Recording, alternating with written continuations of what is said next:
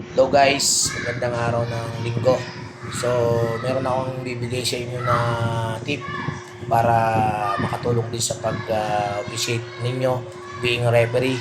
Yan, nilagay ko sa taas. Matatagpuan natin yan doon sa Article 44, 4.7. Nakalagay dyan yung sa correctable error natin na pwedeng i-correct kapag nagkamali ng lagay ng points, no? Kahit siya ay nalaman na natin ng 2 minutes below na ng fourth quarter or 2 minutes ng overtime. Yan yung unang nakalagay sa bullet.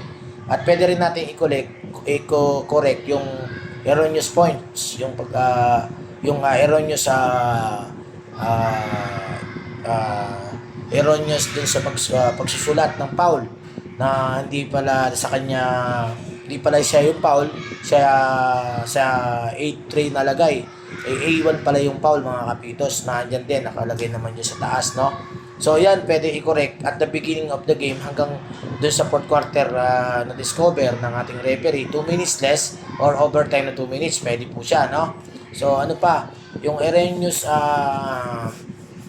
na nagkamali doon sa paglalagay ng timeout. Napunta yung timeout doon sa Team A, Team B pala yung nag-timeout. So, magrereklamo yung Team A. So, pwede pa rin natin siyang i-correct. Yung tatlong bullet na yan, napakahalaga din po niyan na pagdating doon sa correctable error. So, duties and responsibility na po ng ng scorer's table, category 1, mga kapitos. Okay, maraming salamat guys. I hope makatulong po yan sa pang-araw-araw na hanap buhay natin being referee.